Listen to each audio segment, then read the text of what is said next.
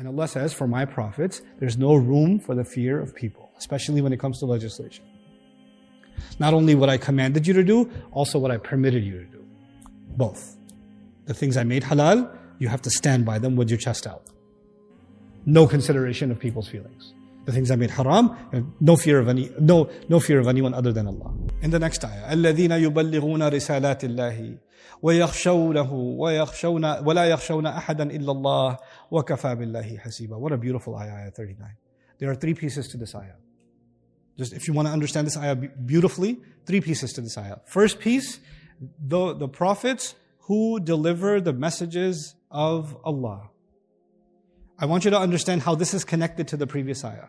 Listen carefully. We saw in the previous ayah, when Allah was ending that ayah, Allah said, Sunnat Allah, where did it go? Yeah, here we go. Sunnat Allahi fil ladhina khalaw min qabl. This is the way Allah has always done things with those who came a long time ago. What did Allah do? مَا كَانَ عَلَى النَّبِيِّ مِنْ حَرَجٍ فِي مَا فَرَضَ اللَّهُ لَهُ. There's no haraj. Haraj means 3 things. Let me quiz you. What does haraj mean? 3 things. The last one was sinful. What was the first 2? Discomfort, difficulty, sin. There's no sin on the Prophet. The Prophet should feel no discomfort, and no one should make things difficult for him. No one should have a comment to make things difficult for him or his family. In whatever Allah has mandated for him, and whatever Allah has made permissible for him, and this standing for what Allah has revealed without any hesitation, without any haraj, internal, cultural, or divine, all 3, has always been the case for those who came, all the prophets who came a long time ago, and Allah has always had this perfect decree. Who are those prophets? So I'm going to read it again. Sunnat Allahi fil ladhina yuballighuna risalati Allahi wa yakhshawna. This is badal. This is the sunnah of Allah, of those who communicated the messages of Allah and feared Him and didn't fear anyone except Allah, and Allah is enough to take full account. In other words, الَّذِينَ خَلَوْا مِنْ قَبْلِ is now being replaced with الَّذِينَ يُبَلِّغُونَ رِسَالَاتِ اللَّهِ وَيَخْشَوْنَهُ وَلَا يَخْشَوْنَ أَحَدًا إِلَّا اللَّهِ وَكَفَى بِاللَّهِ حَسِيبًا. The ayat are stitched together. Okay. Now that you understand that. 3 components. The first component is they deliver Allah's revelations. They thoroughly deliver Allah's revelations. And tabligh is the act of making sure it's communicated clearly. That's why we get balagha from it. And the word balagha is actually, Allah says to Rasul sallallahu alaihi wasallam, قُلْ لَهُمْ فِي أَنفُسِهِمْ قَوْلًا بَلِيغًا. Say something to them that reaches deep inside their hearts.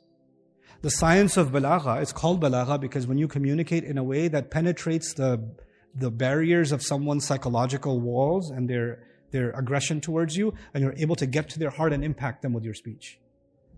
So you found a way to penetrate into their heart. Because getting to someone's ears is easy. Anybody can get to your ears. But you can listen to someone and be annoyed.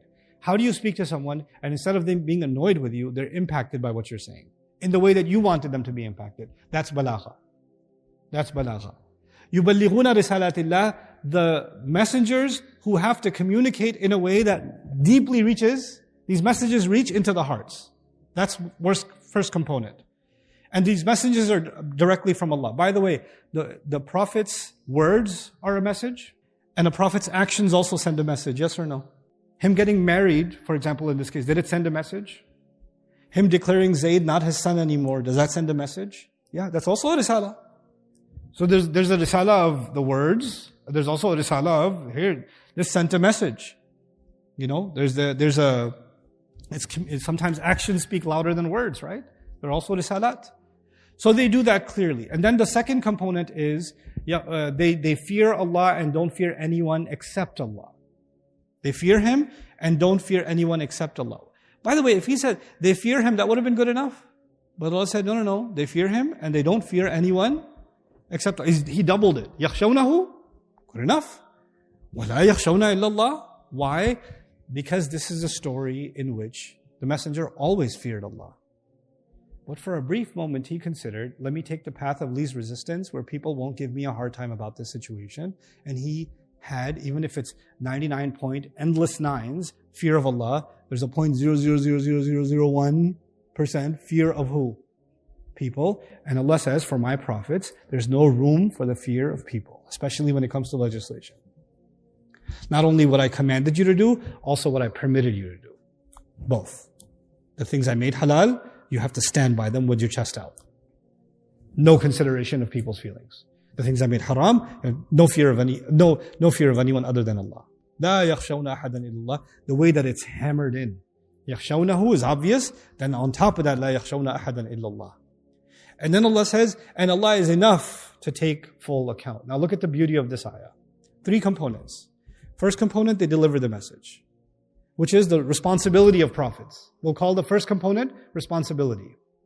The last component is Allah is enough to take account, which means the accountability with Allah. Accountability. And in the middle is the fear only of Allah. Look at how the middle piece is connected to the first piece and the last piece. In other words, you will fulfill this responsibility of delivering the message, and the way you'll truly be able to deliver this message is you purge yourself of any influence from people. You will only have the fear of Allah. That's the way in which you will. That answers the how will you deliver the message. You will deliver it in a way that has no contamination of any fear of people. That's the how. But then the why. Why will you deliver the message in this way? Because Allah is enough to. Allah will be holding you accountable.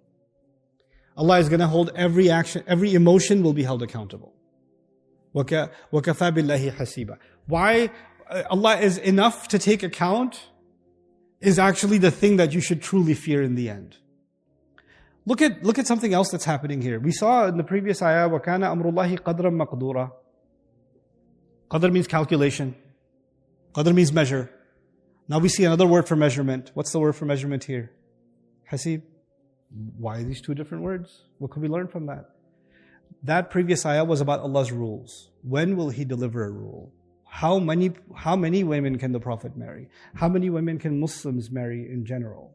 Why is he marrying the Prophet ﷺ to this woman, and at what point and in what way? All of that is exactly calculated. Qadran maqdura. That's about the laws and legislations. فِيمَا فَرَضَ اللَّهُ لَهُ. Okay. This ayah is not about that. This ayah is, in what way will when they deliver it, was there any element of fear? And was there any element of intimidation from people? Did that factor into what they were going to say at all? And Allah will keep exact calculation, not just of what they did, but what their hearts felt as they did it. وَكَفَى بِاللَّهِ حَسِيبًا. Like the hisab of Allah is not just on the actions, it's what's going on inside the hearts here. The khashya of Allah alone in the hearts. This is one of the most powerful messages for us, because the last of the messengers is Rasulullah ﷺ. So the job of delivering the message was passed on to the ummah. Right? The job that used to be done by individual messengers was then passed on to the last ummah, us. Right? So he was made shaheed over humanity, right? But we have made لِتَكُونُوا شُهَدَاءَ عَلَى النَّاسِ. Then he made us witness over humanity. So you know what? The way I talk about my book, this book Allah has given, the way I talk about the religion Allah has given, there's going to be a concern when I open my mouth. Hey, if I talk about this ayah, some people are going to be very upset. Maybe I shouldn't talk about this ayah.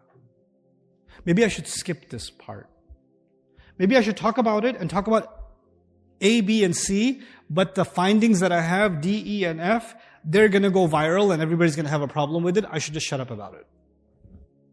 Save myself the trouble. Don't get myself canceled. I can take the safe road and nobody will know. People don't know any better. So they're going to say, MashaAllah, what a good lecture. MashaAllah, what a good halaqah. And I save myself a bunch of trouble by kind of avoiding a subject that I knew would just press people the wrong way. That could never happen, right? I mean, anybody who talks about Islam would only talk about it in a way that's fearless. They get up on the mimbar and they're going to give a khutbah, and if they have something to say, then they won't consider that the biggest donor of the masjid might get offended, or the sisters in the audience might get really angry, or the board might get really upset, or the youth might not like it, or the parents might not like it, or the elders might not like it, or there's a governor visiting the masjid. I should I don't care if there's a governor here. I'm not going to, I'm going to say exactly what needs to be said, because those who deliver the messages of Allah fear Allah and don't fear anyone except Allah, right?